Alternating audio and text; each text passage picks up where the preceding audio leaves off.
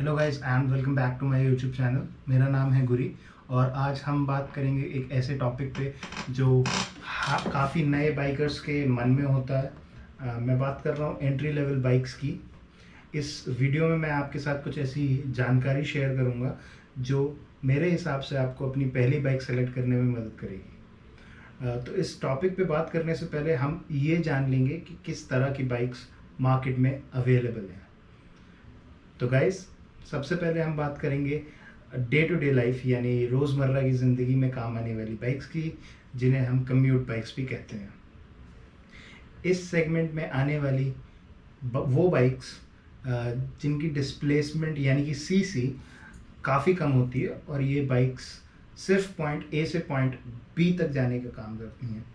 इन bikes में जो popular हैं वो हैं हीरो की Splendor plus, passion pro, glamour और एक्सट्रीम, बजाज की प्लैटिना, डिस्कवर, पल्सर 150, होंडा की शाइन, टीवीएस की स्टार सिटी, अपाचे 160 और भी हैं, और अभी के लिए इतने काफ़ी हैं। इन बाइक्स की डिस्प्लेसमेंट यानी कि सीसी 94 सीसी से लेके 160 सीसी यानी 160 सीसी के बीच में होती है। और ये बाइक्स अधिकतर वो लोग लेते हैं जिनको बाइक से इकोनॉमी से मतलब होता है, यानी कि माइलेज से मतलब होता है।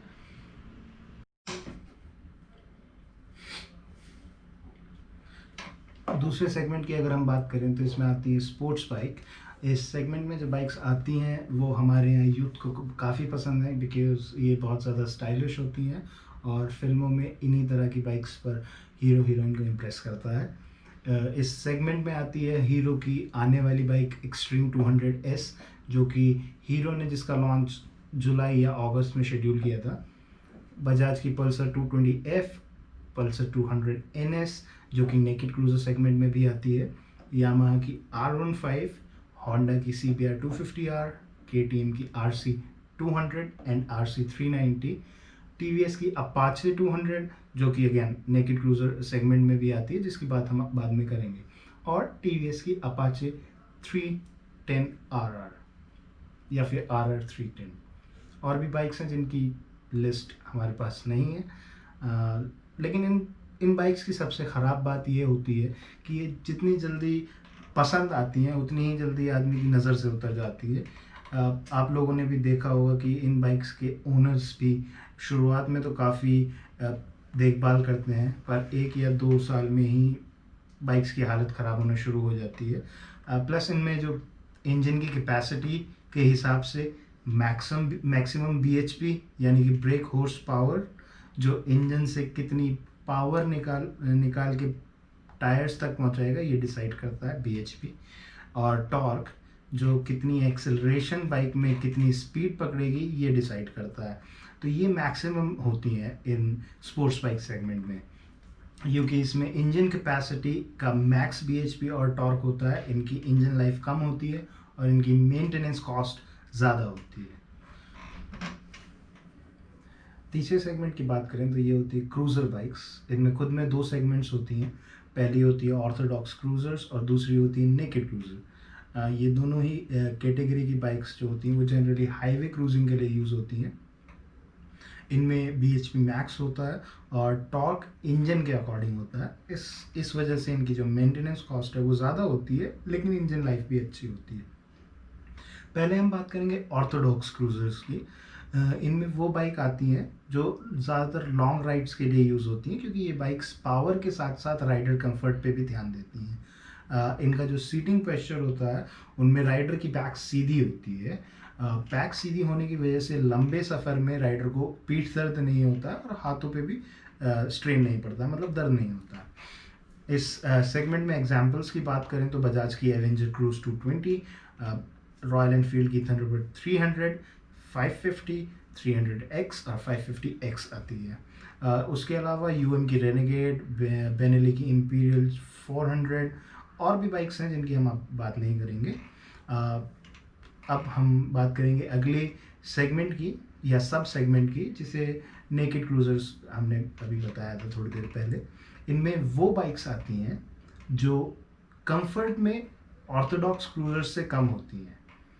ये कम होती हैं लेकिन ये पावर में उनसे ज़्यादा होती हैं। इसका मेन रीज़न है इनके, जैसे हमें नाम से समझ में आता है, इनके इंजन पे कवर नहीं होता है, ये नेकेड बाइक्स होती हैं, जिसकी वजह से बॉडी वेट काफ़ी कम हो जाता है, तो इनको उतने ही पावर में ज़्यादा स्पीड मिल जाती है।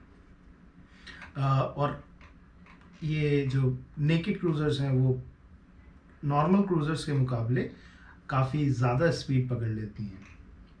इस सेगमेंट में जो बाइक्स आती हैं उनमें से कुछ हैं बजाज की डोमिनार 250, डोमिनार 400, केटीएम की ड्यूक 200, 250, 390, टीवीएस की अपाचे RTR 200, महिंद्रा की मोजो, सुजुकी की जिक्से 250, कावासाकी की Z300 और हीरो की एक्सट्रीम 200R।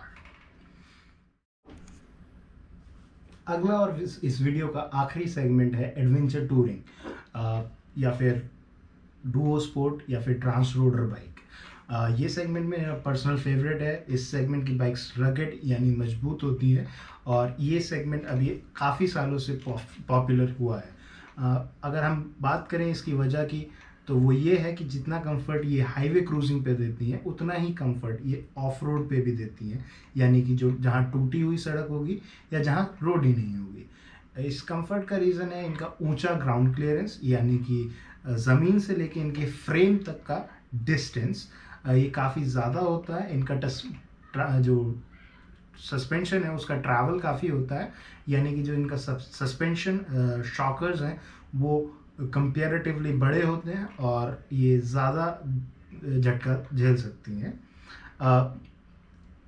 इनका जो टॉर्क होता है, यानी कि अप हिल जो या फिर ऊंची चढ़ाई वाले रास्ते पे इजीली क्लाइंब कर सकती हैं ये। इसके अलावा इनमें टूरिंग के लिए लगेज इंस्टॉल करने के लिए मैन्युफैक्चरर्स काफ़ी एक्सेसरीज प्रोवाइड करते हैं और आप अपने हिसाब से उन्हें इंस्टॉल करवा सकते हैं। ये बाइक्स हाईवे पे क्रूज़ भी कर सकती हैं और जब आप शहर की चहल पहल या फिर हाईवे की ट्रैफिक से एकांत में जाना चाहते हैं या शांति में जाना चाहते हैं किसी सुनसान सड़क पर, तो ये आपको ऑफ रोड भी उतनी ही आसानी से करवा सकती हैं।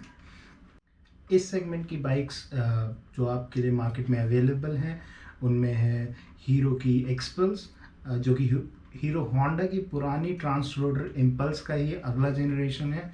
उसके अलावा केटीएम की 390 एडवेंचर, RE की हिमालयन और BMW की G310R, जो कि TVS के अपाचे RR310 के ही इंजन पर रन करती है, ये बाइक्स मिलेंगी। तो दोस्तों ये थी वो सारी बाइक्स जो आपके लिए मार्केट में अवेलेबल हैं। इन्हीं सेगमेंट्स में आपको बाइक्स मिलेंगी जो कि एंट्री लेवल बाइक्स होंगी। मैं आशा करता हूँ कि आप जो भी बाइक सेलेक्ट करेंगे वो आपके पर्पस और सेगमेंट पे मैच करती होगी, क्योंकि अगर आप अपने पर्पस के हिसाब से उस सेगमेंट की बाइक नहीं लेंगे तो आपका मन जल्दी भर सकता है और फिर आपके साथ वही होगा जो स्पोर्ट्स बाइक में मैंने एग्जांपल दिया कि आप उसकी देखभाल नहीं करेंगे और उनकी हालत खस्ता हो सकती है। मैंने जितनी भी बाइक्स ऊपर इससे पहले लिस्ट की हैं वो उन बाइक सेगमेंट्स के एग्जांपल्स हैं। इन बाइक के सेगमेंट्स इन बाइक्स पे लिमिटेड नहीं है, आप इनके अलावा कुछ और बाइक्स भी उन्हीं सेगमेंट्स में देख सकते हैं। मैं आशा करता हूं कि ये वीडियो देखकर आपको अपनी नई बाइक डिसाइड करने में आसानी होगी। अगर इसके अलावा आपके पास कुछ और सवाल हैं तो आप उनके कमेंट बॉक्स में लिख सकते हैं और मैं ट्राई करूंगा कि मैं अगले वीडियो में उन्हें कवर कर सकूं। इसके अलावा अगर आपको कोई कुछ और सवाल हैं तो आप मेरे इंस्टाग्राम के अकाउंट पे जाके मुझे मैसेज कर सकते हैं और मैं कोशिश करूंगा कि आपके सारे सवालों के जवाब दे सकूं। अपनी इंस्टाग्राम ID मैंने डिस्क्रिप्शन बॉक्स में डाल दी है, तो आप वहां जाके मुझे फॉलो कर सकते हैं और मुझसे कोई भी बाइक रिलेटेड सवाल पूछ सकते हैं। अगर आपको ये वीडियो पसंद आई तो आप इसको लाइक कीजिए, चैनल को सब्सक्राइब कीजिए और हमें ऐसे ही सपोर्ट करते रहिए। अगर आपको वीडियो नहीं पसंद आई है तो डिसलाइक का बटन दबाइए और जो भी कमेंट है वो कमेंट बॉक्स में लिख कर जाइए। Thank you for watching this video. Good bye.